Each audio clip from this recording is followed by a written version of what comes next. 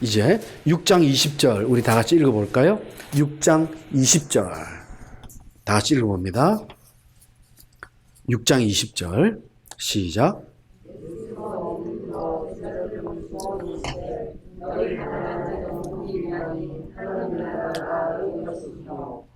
아멘. 자, 6장 20절부터 26절까지는 마태복음의 팔복의 패턴과 비슷한 설교지만 내용은 조금 다릅니다. 마태복음 팔복이었어요. 5장에.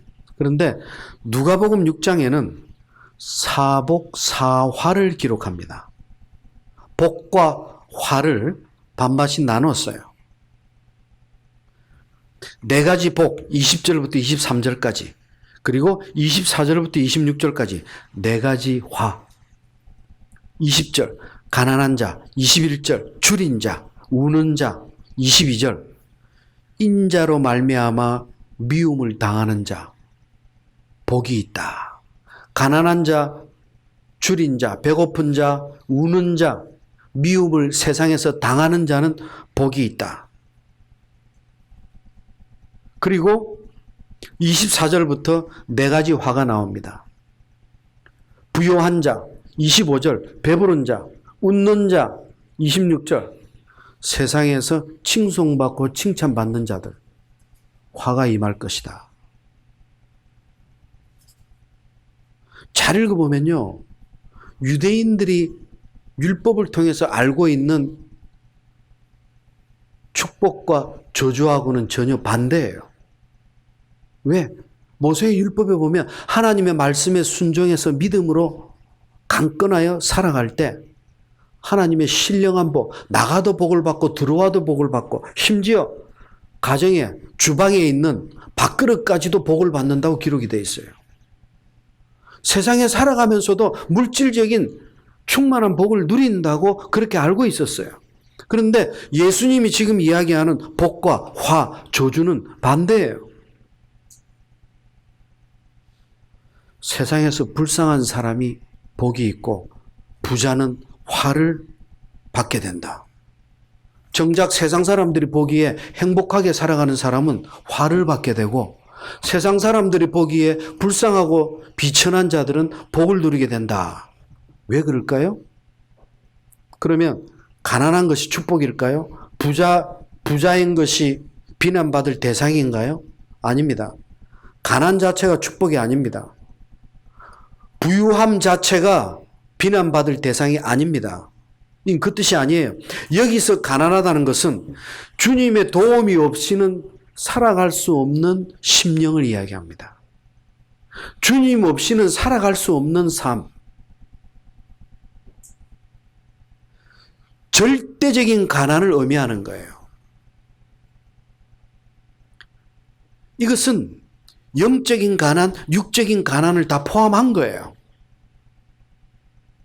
믿음 안에서 기도하면서 하나님 없이는 오늘도 하나님 없이는 단 하루도 살아갈 수 없음을 고백하고 기도합니다. 그리고 너무 가난해서 하나님께서 도와주시지 않으면 의식주를 해결할 수 없다고 또 기도합니다. 이것이 가난한 자예요. 하나님 나라가 가난한 자들의 것이라는 것은 그렇게 가난한 자들은 하나님의 도움 없이, 하나님의 은혜 없이는 단 하루도 살아갈 수 없기 때문이다.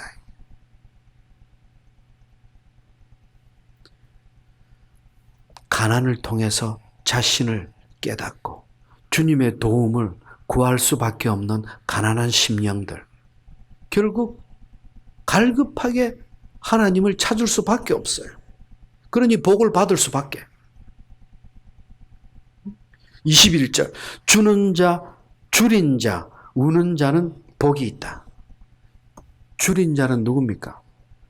자신의 비참한 처지를 인식하고 자신의 낮아짐을 인식하고 하나님 앞에 통곡하며 슬퍼하며 간절히 기도하는 자. 주님은 그들을 위해서 오셨어요. 그래서 주님이 이 땅에 오신 거예요. 22절, 주님 때문에 세상에서 미움받고 멸시당하는 자 복이 있다. 왜? 세상에서 손가락질 받고 멸시당하고 비난받는 것이 세상이 그 사람을 비난하고 조롱하는 것은요, 그 사람을 향해서 하는 게 아니에요. 그 사람이 믿고 있는 예수를 향해서 하는 거예요. 그래서 내가 예수 때문에 세상에서 비난받고 조롱당한다면 그것은 내가 세상에 속한 자가 아니라는 것을 증거하는 거예요. 나는 하늘에 속한 자라는 것을 증명하는 거예요. 너무 슬퍼하지 마세요. 두려워하지 마세요. 근데 우리는 이것을 믿음으로 극복하고 이기려고 생각하지 않고 적당히 타협하고 아부하면서 자꾸 넘어가려고 그래요. 예수 그리스도 때문에 받아야 될 핍박이라면 예수 그리스도로 인해서 손해를 본다면 그것은 내가 세상에 속하지 않았다는 것이기 때문에 그것은 또한 축복이다. 이와는 반대로 주님과 천국이 오히려 화가 되는 자들이 있어요. 놀랍게도 이 네 가지 화는 세상에서 부족한 것이 없는 자들을 대상으로 하고 있습니다. 부유한 자들, 세상에서 칭송받고 능력 있다, 대단하다고 인정받고 칭송받는 자들. 아, 저 사람 대단해. 훌륭한 의사야. 훌륭한 교수야. 훌륭한 국회의원이야. 거기다가 인품이 또 얼마나 그렇게 좋은지. 가는 곳마다 칭송받아요. 예? 그러나 이들은 하나님을 경배했기 때문에 거룩함을 추구했기 때문에 받는 칭송이 아니라는 것을 알아야 합니다. 세상적인 거예요. 그들이 절대적으로 땅의 것을 추구했고 그들이 바란 대로 세상에서 얻었고 누렸고 세상에서 구할 것은 다 받았어요. 그래서 그렇게 목숨 걸고 공부하고 유학 가고 그래서 그 자리에 올라갔어요. 그랬는데 정작 그 자리에 올라가서 그 자리에 앉아보니까 제일 꼭대기에 앉아보니까 하루라도 기쁨이 없어요. 평강이 없어요.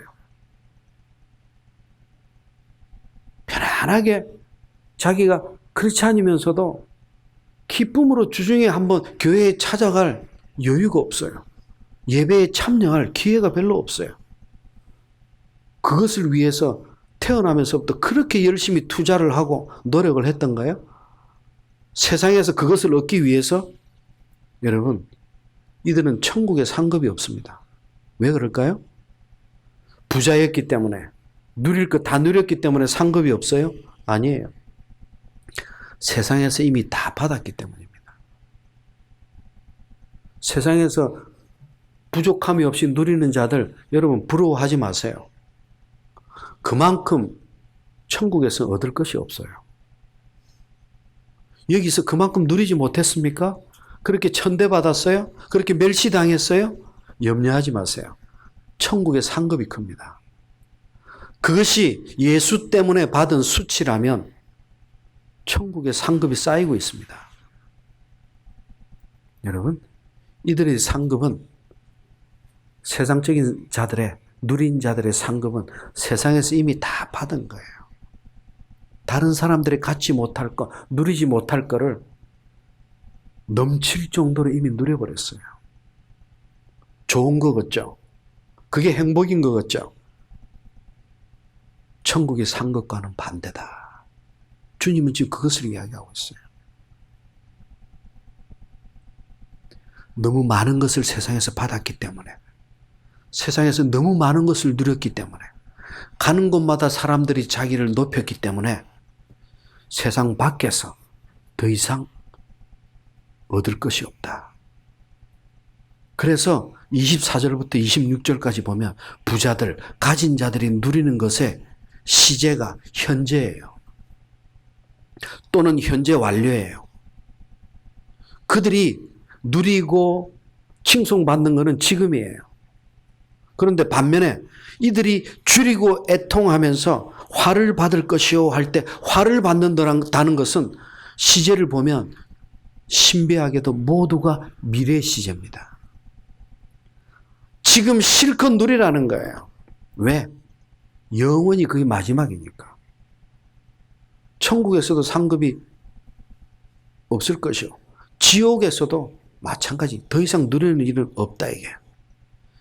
지금 세상에서 누리는 자. 비록 지금은 낮아짐으로 안타까워하고 울고 있지만 우리가 택해야 할 것이 어떤 길인지 지금 예수님은 사복, 사화를 통해서 우리에게 교훈하고 있다. 여러분, 이것은 아주 중요한 메시지입니다. 그렇다고 해서 부자들 중에 신실한 자들이 없느냐, 능력 있는 자들 중에 신실한 자들이 없느냐? 아닙니다. 마치 그거를 전부 싸잡아서 하는 이야기인 것처럼 착각해서는 안 됩니다. 하나님이 주신 물질과 능력을 마음껏 하나님 나라를 위해서, 하나님 일을 위해서, 교회를 위해서, 가난한 자들을 위해서 하나님이 주신 대로 마음껏 자기도 누리지만, 가족들도 누리지만, 이웃을 향해서, 하나님을 향해서 그렇게 베풀고 은혜를 누리는 자들도 우리 주변에 많이 있어요. 정말 복 있는 부자들입니다. 이 땅에서 누렸다고 해서 천국의 상급이 낮아지고 그런 건 없어요. 오히려 누린 만큼 남들이 누리는 것을 나누지 못하는 자가 그렇게 많은데 하나님이 주신 것을 그렇게 풍성하게 나눴다는 것 자체는 더 풍성한 은혜를 받을 자격이 있는 자예요. 할렐루야. 부자된 자, 가진 자가 어떻게 살아가야 할지를 알려주는 핵심 메시지예요.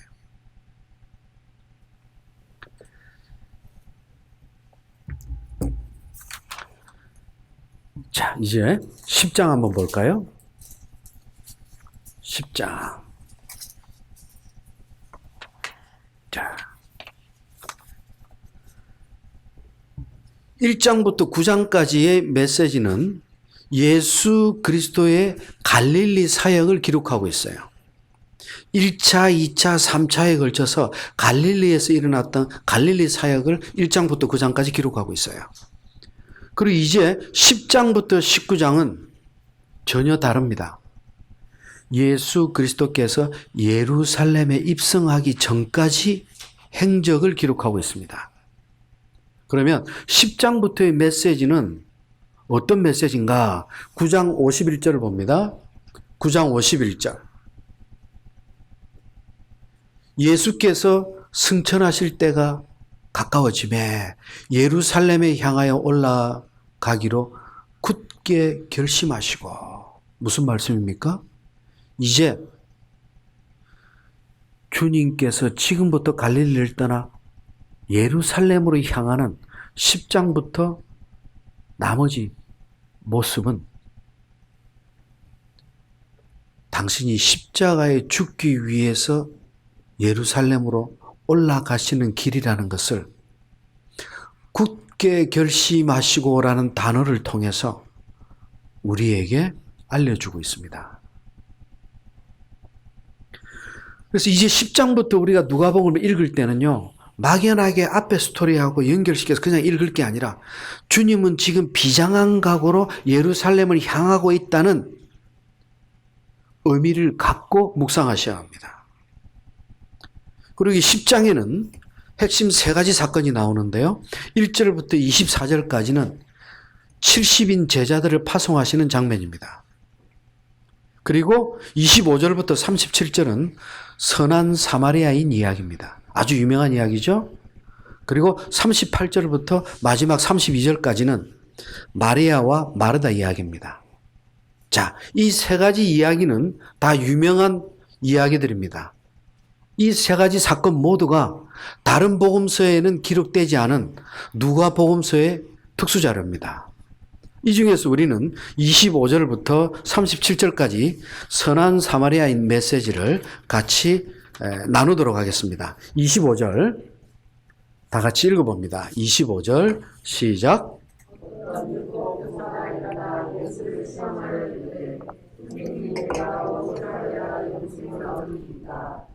아멘. 어떤 율법사가 일어났습니다. 무슨 말입니까? 지금 예수님 앞에는 많은 사람들이 앉아있다는 뜻입니다. 즉 예수님이 설교를 듣고 있어요. 근데 그 중에 하나가 일어났어요.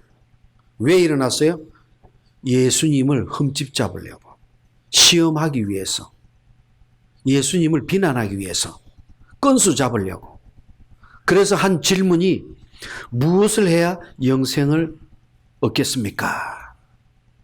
이 질문한 사람이 누굽니까? 율법사입니다. 율법사는 누구예요? 2000년 전에 유대 율법을 공부하고 가르치는 최고 전문가입니다. 성경에 대해서는 정통한 자예요. 모세의 율법에 대해서 깊이 있게 연구하는 자예요. 율법사. 즉 자기가 예수님만큼 또는 예수님 이상으로 율법에 정통했다고 자부하고 있어요. 그래서 예수님을 트집 잡으려고 하는 거예요. 왜? 무엇을 해야 영생을 얻겠습니까? 자기는 무엇을 해야 영생을 얻는지 이론적으로 알고 있다는 뜻이에요. 자기는 이미 답을 알고 있어요. 예수가 알고 있는지 물어보는 거예요. 무엇을 해야 무슨 말입니까? 영생, 즉 천국, 구원이 행위를 통해서 얻는 걸로 착각하고 있어요. 어떻게 하면 영생을 얻을 수 있을까? 이거는요, 우리 인간들에게 가장 중요한 문제입니다. 우리는 지금 먹고 살아가고 집값 올라가고 물가 올라가는 게 제일 중요한 문제인 줄 알아요. 아이들이 좋은 데 취직하고 좋은 대학 들어가는 것이, 좋은 직장 취직하는 것이 가정의 제일 큰 문제인 줄 알아요. 아니에요. 가정에서 제일 중요하고 가장 큰 문제는 천국이냐 지옥이냐, 이 문제부터 먼저 해결해야 합니다. 부모를 통해서 모태신앙으로 태어나서 날 때부터 교회에서 세례받고 자라갈 수 있다면 이보다 더 큰 축복은 없죠. 여러분, 지금 어떻게 하면 영생을 얻을 수 있을까? 예수님은 대답합니다. 26절. 율법에 뭐라고 기록되어 있느냐? 너는 어떻게 읽느냐? 오히려 거꾸로 반문하십니다. 너는 어떻게 생각하느냐? 율법사는 27절 정답을 이야기합니다. 마음을 다해, 목숨을 다해, 힘을 다해, 뜻을 다해 하나님을 사랑하라. 이거 뭡니까? 쉐마죠. 신명기 6장 5절, 신명기 6장 4절부터 9절까지가 쉐마예요. 이스라엘아 들으라. 우리 여호와는 오직 유일하신 하나님이시다. 이 하나님을 마음을 다하고 힘을 다하고 뜻을 다해 하나님을 사랑하라 이게. 이 메시지는요, 모세가 하나님께 받은 두 돌판, 두 돌비 중에 첫 번째 돌비의 핵심 주제입니다. 하나님 사랑. 그리고 이어서 또한 내 이웃을 내 몸과 같이 사랑하라. 이것은 레위기 19장 18절의 메시지죠. 내 이웃을 내 몸과 같이 사랑하라. 이것은 모세의 두 돌판 중에 두 번째 돌판, 두 번째 돌비의 핵심 주제입니다. 즉 하나님의 계명 전체를 합치면 하나님 사랑, 이웃 사랑으로 압축이 됩니다. 지금 이 율법사는요, 성경을 너무 잘 해석하고 있어요. 예수님이 말씀하십니다. 28절. 내 대답이 옳다. 이를 행하라. 그러면 살리라.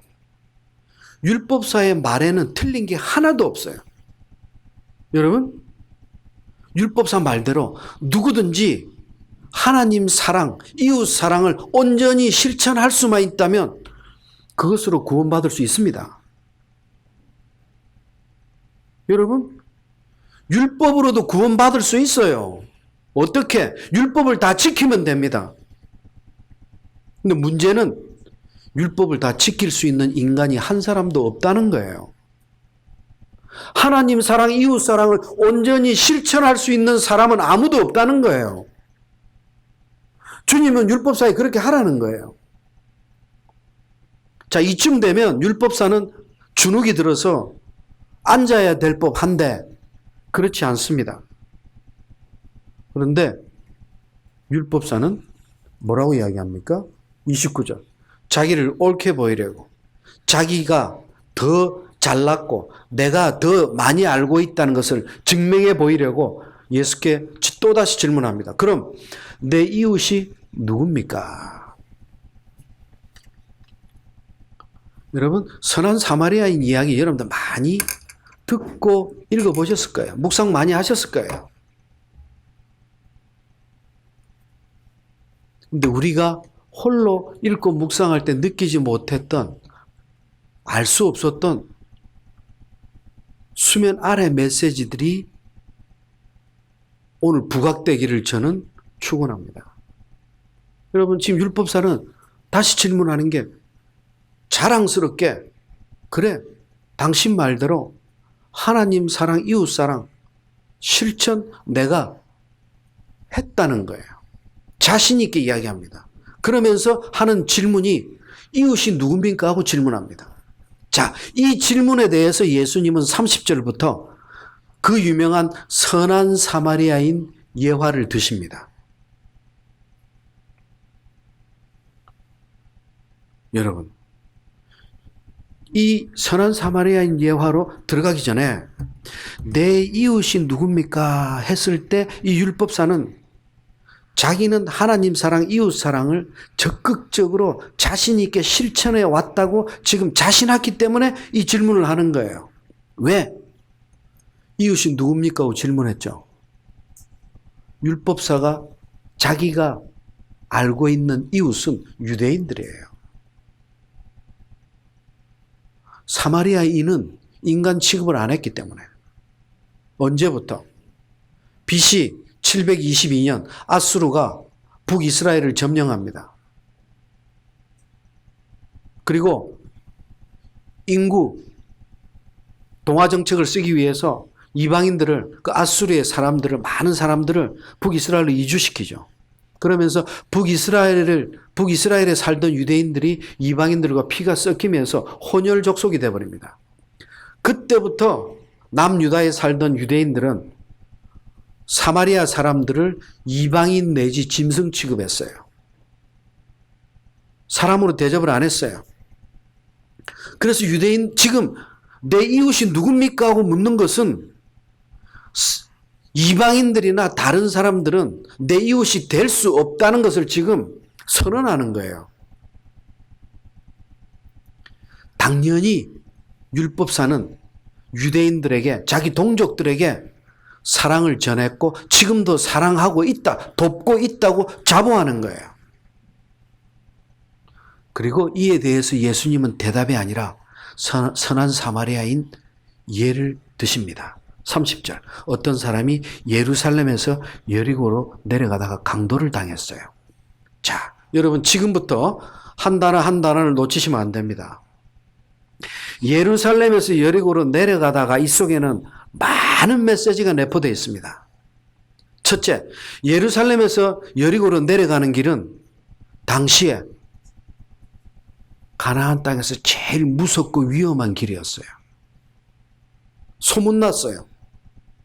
그 길은 약 35km 정도 됩니다. 그런데 문제는 예루살렘은 해발 760m예요. 아주 높습니다. 고지대입니다. 여리고하고 사이는 거꾸로 수심, 해면, 해수면 이하 250m예요. 엄청 낮아요. 땅보다 더 낮아요. 무슨 말이냐? 예루살렘에서 여리고로 내려간다는 것은 예루살렘에서 여리고까지 높이 차이가 1km 이상 납니다. 산 꼭대기에서 산 아래로 내려가는 거예요. 아주 험난해요. 가파른 내리막길이에요. 굴곡지고 돌이 그렇게 많고 군데군데 동굴도 많아요. 그래서 이 지역은 강도들이 그렇게 많았어요. 어디에서 불시에 강도들이 출몰할지 몰라요.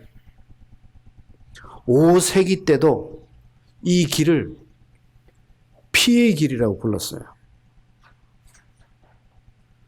그리고 19세기에도 마찬가지예요.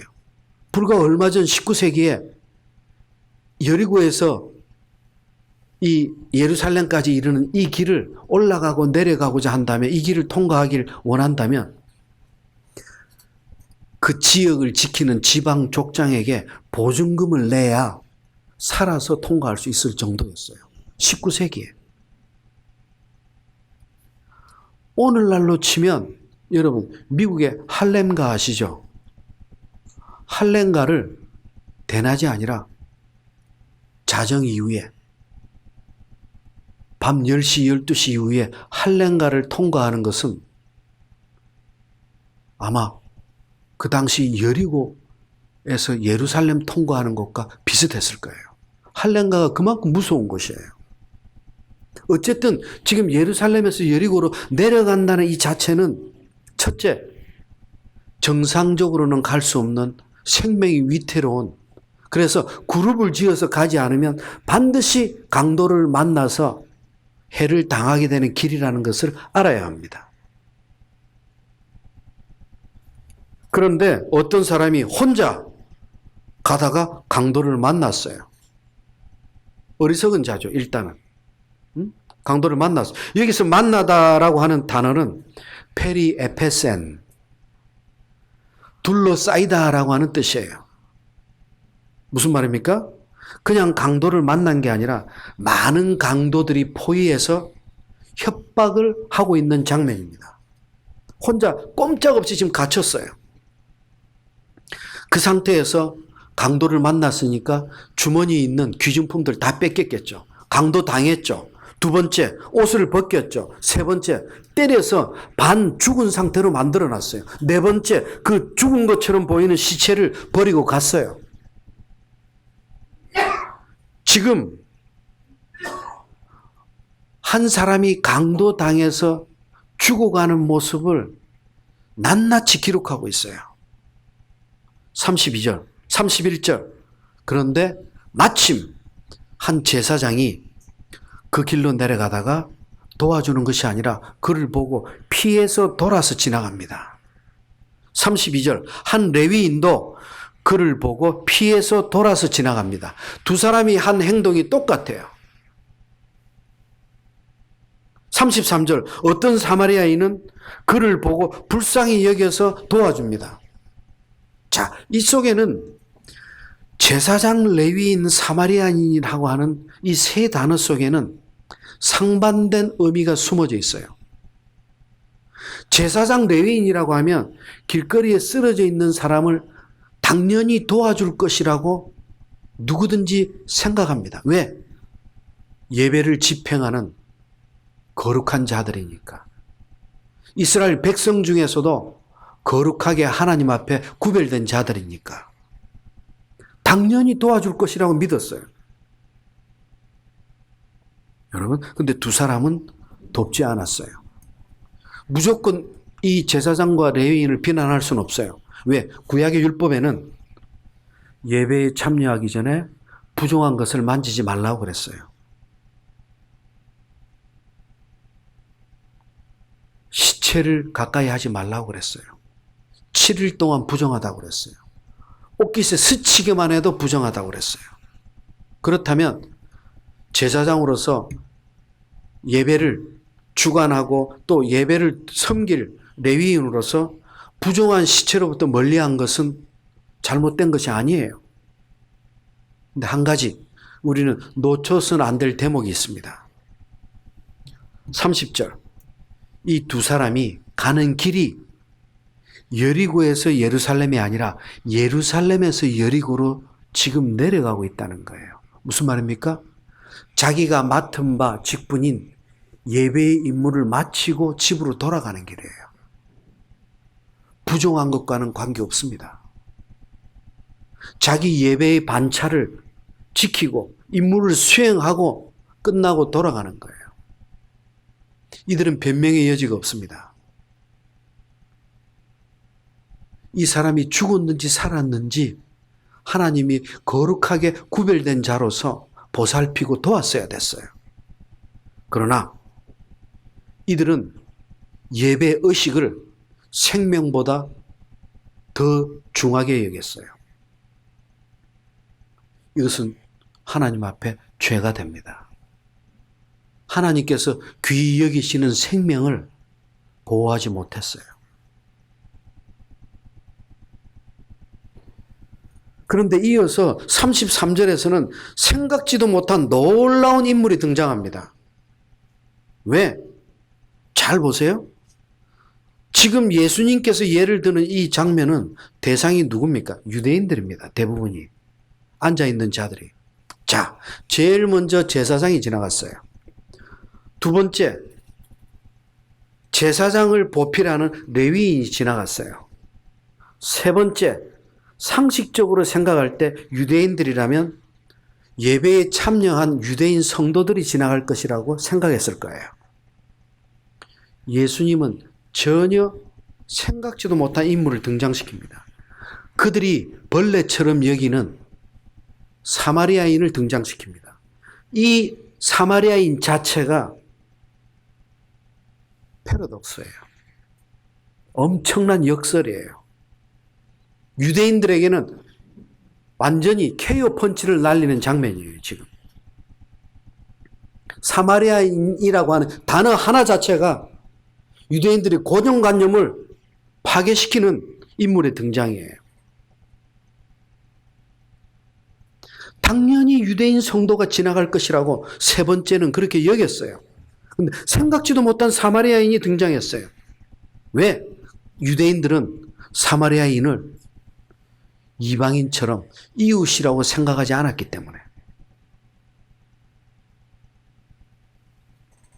근데 이 사마리아인이 한 동사가 계속해서 나옵니다.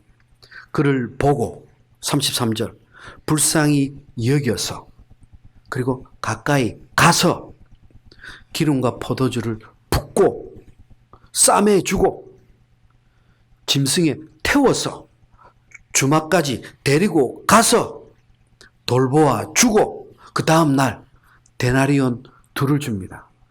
한 데나리온은요 일꾼들의 하루 품삯이에요.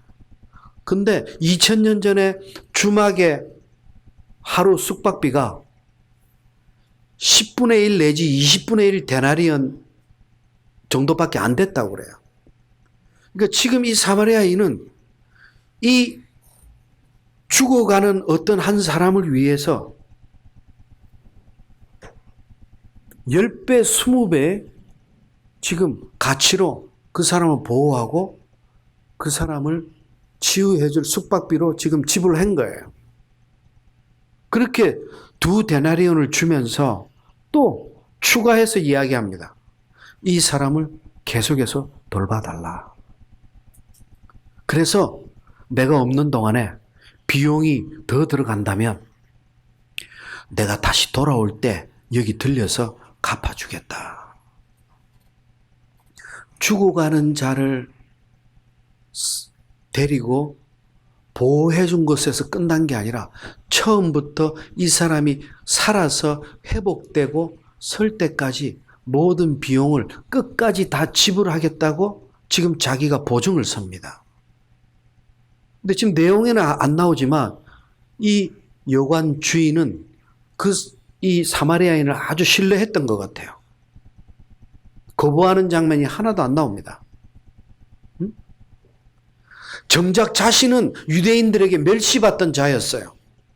그렇게 멸시받고 그렇게 조롱받던 사마리아인이 조건 없이 사랑을 베풀고 있습니다.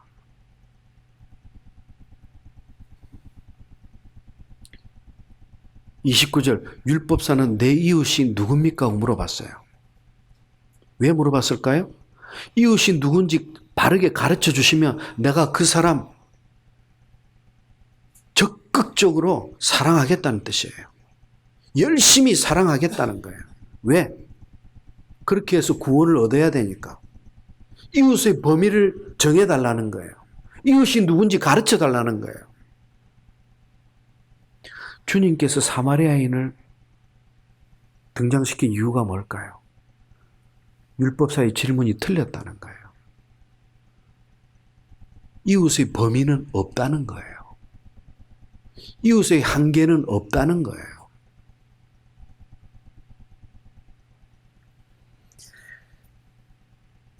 오히려 역설적으로 주님은 36절 동문서답하십니다. 누가 강도 만난 자의 이웃이 되겠느냐. 율법사는 자기 이웃이 누군지 정해달라고 질문을 했는데 주님은 오히려 거꾸로 강도 만난 자의 이웃이 누구냐고 지금 물어봅니다. 자, 이 속에는 아주 중요한 내용이 담겨져 있습니다. 강도 만나서 거의 초죽음이 된 거의 시체나 다름없는 이 사람이 바로 너 율법사라는 거예요. 율법사는 지금 자기가 강도 만난 자라는 걸 모르고 있어요. 지금 이 속에 숨겨진 메시지입니다. 네가 지금 죽어가는 영혼이다. 이게. 주님께서 37절 끝에 가서 너도 이같이 하라. 여러분, 그렇게 해야 되겠지만 이렇게 할 수 있는 사람은 없어요. 지금 여기서 주님이 말씀하고자 하는 것은 강도 만난 자가 바로 너 율법사요. 선한 사마리아인이 나 예수 그리스도라고 지금 이야기하고자 하시는 거예요. 근데 우리는 지난 100년 동안 이것을 우리도 선한 사마리아인처럼 착하게 어려운 자를 도와라고 설교했어요. 지금 행위를 통해서 지금 첫 번째 질문이 뭐예요? 영생을, 구원을 어떻게 해야 얻을 수 있는지 질문했어요. 그런데 우리는 이것을 잘못 해석해서 37절 가서 너도 이같이 하라고 잘못 가르쳤어요. 그렇게 할 수 있는 사람이 아무도 없다는 것을 몰랐던 거예요. 하나님 사랑, 이웃 사랑 그렇게 하라. 구원 얻는다고 그랬어요. 예수님께서 율법사에게. 선한 사마리아인처럼 하라 이게. 그럼 구원을 얻을 수 있어요. 그러나 하나님 사랑, 이웃 사랑 온전히 실천하는 바로 선한 사마리아인의 모습. 그 누구도 행위를 통해서 구원 얻을 수 없다는 것을 주님은 강조하면서 구원은 오직 선한 사마리아인. 처음부터 끝까지 죽어가는 생명을 살리고 끝까지 보호하고 값을 치러주는 자신의 예수를 믿음으로 구원을 얻는다는 것을 지금 교훈하는 거예요. 그런데도 37절 율법사는 끝까지 깨닫지 못합니다. 36절 주님께서 질문하셨죠. 누가 강도 만난 자의 이웃이 되겠느냐? 그러면 대답을 했어야죠. 대답이 누굽니까? 죽어가는 강도 만난 자의 참 이웃이 누구예요? 그 사람 살려준 자가 누구예요? 선한 사마리아인이죠. 그러면 율법사는 주님의 마지막 질문에 대해서 선한 사마리아인입니다 하고 대답했어야 돼요. 그 쉬운 대답도 하지 않습니다. 일부러.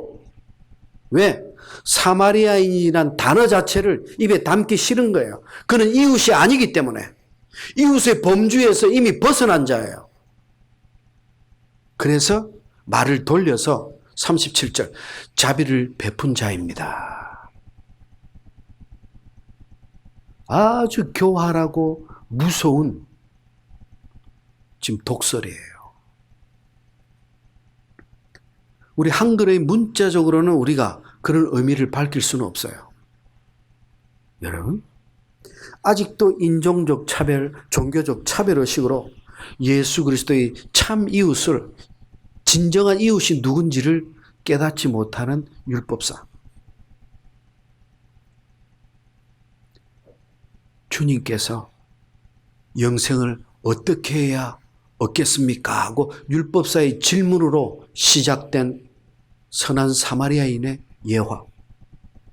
이것은 영생을 얻을 수 있는 방법이 선한 사마리아인처럼 착한 일, 선한 일을 많이 해서 얻을 수 있는 것이 아니라 선한 사마리아인인 당신 예수 그리스도를 통해서 구원을 얻는다는 것을 우리에게 그 진리를 가르쳐주는 놀라운 메시지다.